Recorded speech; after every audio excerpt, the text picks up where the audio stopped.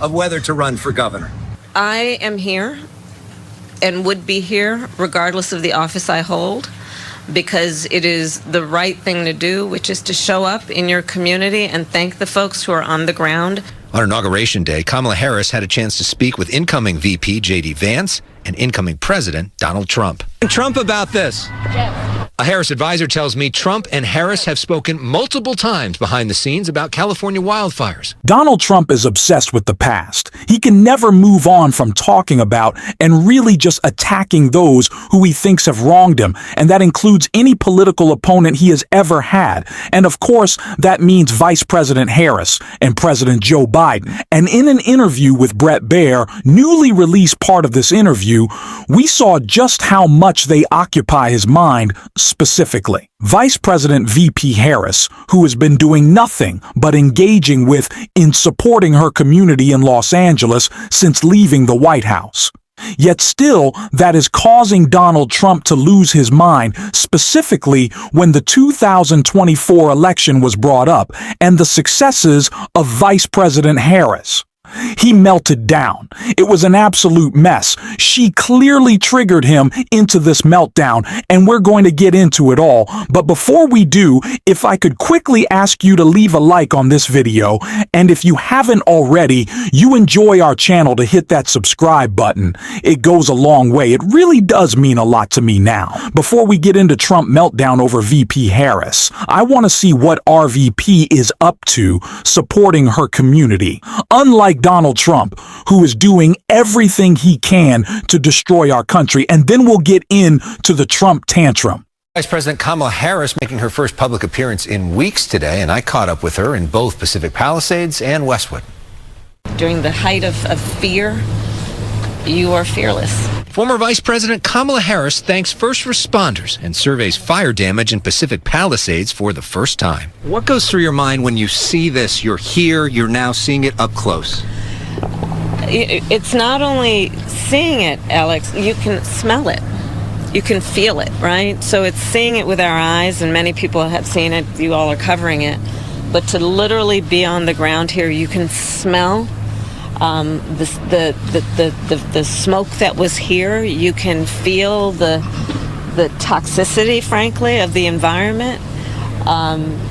You can feel the energy of all of the folks who are still here on the ground. Resident Jamie Longo in tears seeing Harris in her community. The fact that she would come down to our community and see the devastation, it means everything. LA County Supervisor Lindsay Horvath giving the tour and expressing gratitude for the Biden-Harris administration immediately approving federal disaster aid without conditions. You personally called, you've been personally attentive to what's happening on the ground from the moment this started. One of the things they wanted the former vice president to see is this burnt-out mobile home, evidence that there's a lot of different kinds of properties that burned. As we think about the future, we must, as a society, as a country, invest in adaptation and resilience. And we have to understand these extreme weather occurrences are extreme, but they are increasingly less rare.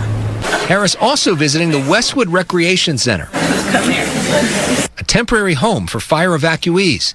There, she's asked directly, are you running for California governor? I have been home for 2 weeks and 3 days.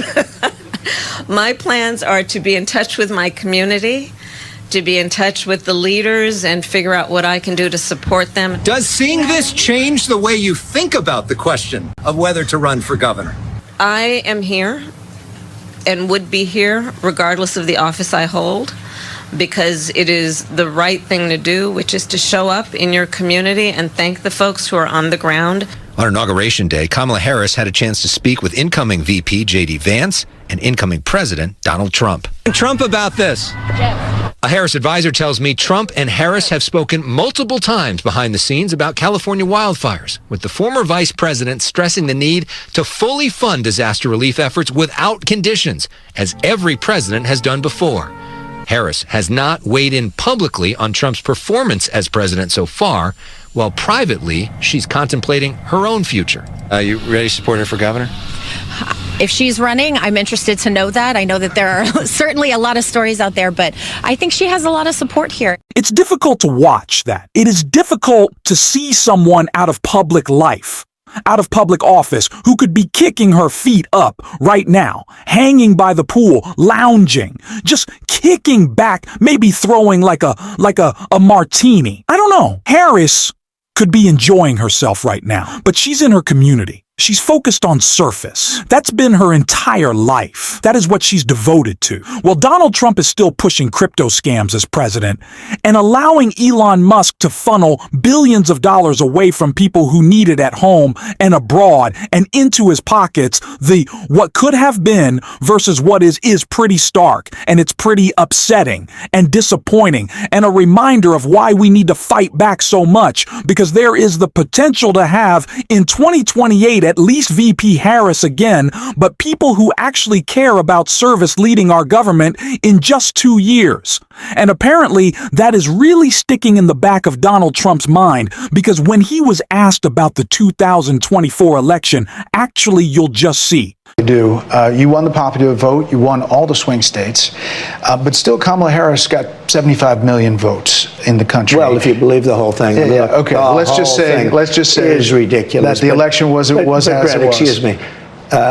There are 7 swing states. I won them all. You did by a lot. But let me just get to the dismount here. And I won the popular. Have you thought about how to try to bring the country together, to reach out or to find common ground? Have you thought about that? Or he is still so angry, I think, about that debate. I think that is the thing in his entire political career. Even more than the 2020 election, that's just the thorn in his side that he can't get out. The way that she shredded him, humiliated him in that debate. Trump will never be able to get over it. We talked about it on the night that it happened and the days following. At a certain point, I think it was about 5 minutes in, he couldn't even look at her anymore.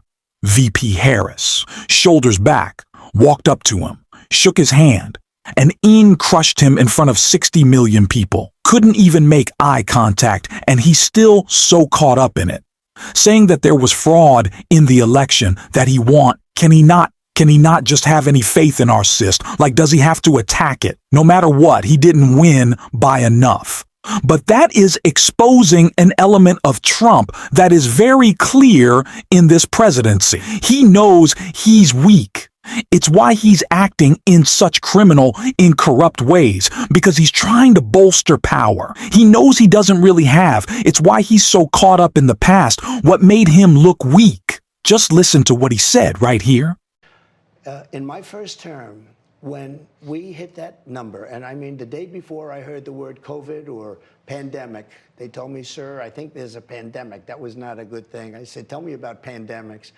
But the day before we hit that word, I had a meeting with political people and pollsters and everything else, and they said, sir, if George Washington and Abraham Lincoln got together and ran as president and vice president, they couldn't beat you. Our economy was so good. You know that. The best ever, the best we've ever had. And everybody was coming together. I was getting a call from very liberal people, senators, congressmen, people outside, people that normally weren't speaking to me. And they were all they were coming together. Then we had the pandemic, and, you know, it was back to work. We had to do that. And, you know, I was very proud to have handed over the country, and the stock market was higher than it was previous to the pandemic coming in. It was an amazing achievement. We did a good job, but it was a terrible thing all over the world. Think of it. Millions of people all over the world. Countries were destroyed, far worse than what happened to us. I mean, some countries were they're still suffering. Trump wants to push this idealic version of himself in which he was the most popular president ever, with such a great agenda. He was bringing down costs, as President Obama always said. It was actually just Trump inheriting his economy, but he wants to keep that idea in people's minds so they don't realize things are already getting substantially worse under Donald Trump. We're about 4 weeks into this thing, and there are already problems because of him. He doesn't want that in people's minds. No, he wants them to be focusing on some idea of what his presidency was. And that's always what it is with Trump and Republicans. If could've, would've, should've, they love their hypotheticals, because it means they don't actually have to do anything. Like, listen to Trump right here. Putin, do you squeeze him to get him to the table? I mean, how do you... It would have, look, I say it all the time, this would have never happened if I were president. If the election weren't rigged, this would have never happened. And let's see whether or not Fox lets you put that in, okay? If the election weren't rigged, do you hear me, rigged? Let's see, I mean, this would have never happened. It wouldn't happen with Putin, and October 7th would have never happened either. So, Donald, it's interesting because you say if you were president 2020 and 2021 and 2022, there would be no war in Ukraine. But I also remember you saying before you were going to be sworn in, it would already be resolved. Now, I assume that you're just going to hand over as much land as possible to Putin. But you can't even accomplish that. I don't know what he's planning, but really what it signals to me, and what we've already seen in some reporting and some action from Vladimir Putin, is he thinks Donald Trump is so weak, so malleable, that he can really just get him to do whatever he wants, that isn't even enough for Putin. Which is a scary thought, but you see the way that Trump has attacked for an aid, the way that him and Elon want to get rid of us, AIT. It would make sense that dictators that know Donald Trump is very easily swayed one over that. You should wait it out a little bit, that our abroad is probably going to crumble bit by bit because of Donald Trump. And then they're going to seize on that through, I don't know, it could be FL. It could also be dumping billions of dollars into one of his crypto scams. That's what he's all about. We just saw a law repealed, boring bribes to businesses from foreign entities. It's out of control. And that's what we expect to happen again. This is all Trump trying to secure his power. And that became very clear this right here. Do you view Vice President JD Vance as your successor, the Republican nominee in 2028? No, but he's very capable. I mean, I don't think that I think you have a lot of very capable people. Imagine being JD Vance. You have sold every bit of your soul, any morals you might have ever had. You just threw your wife and kids under the bus to endorse a kid promoting racism against Indians in Doge. And Donald Trump goes, I don't like that JD guy. Imagine how embarrassing that is, and deserved, because he's a spineless little jelly. He's whatever Donald Trump wants him to be. JD Vance is so unimportant to this administration. All he does is spend his time tweeting, you're the vice president. You can't get anything done. You don't have plans. You just whine on the internet. Yeah, that's pretty much JD, but maybe this isn't just a kind of a knock at him. It's also, again, Trump trying to solidify his power that he knows he really doesn't have. That's why he's always whining and complaining. Listen to him right here. The Canadian citizens would have a much lower tax rate, they'd have much better medical, and they'd have military protection like nobody can have. You know, you have Russian ships all over the place. You have Chinese ships all over the place. They're sailing all over Canada. They're sailing right next to Greenland. We're not going to let that happen to Greenland. They're sailing all over, and we're going to stop that. But if you're a Canadian and you pay much lower taxes, you have much better military protection. You know, Canada is in default in NATO. I mean, they pay the lowest number of any country for NATO. And it's not fair. You know why they do that? Because they think America is going to protect them automatically.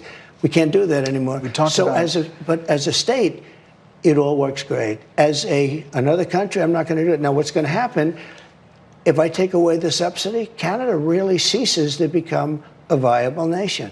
This is what it is all about. If he can create enough political hay, if he can distract, we focus on his failures. He can paint this idyllic picture of his presidency. He can pretend that costs are going down. He can pretend that tariffs are successful. He can pretend that they're trimming the fat in government when in fact they are actually just fattening it up to give Elon a giant tax cut that Donald Trump can't pay for, doesn't really care about that. This is what he's trying to do. This is what it's all about. And it's what we have to call out every single day. And we're going to on this show. And if you want to support that, as always, can hit that subscribe button, leave a like on this video. And if you're stuck around at the end, you drop a blue heart in the comments. And until next time, I'll see you soon.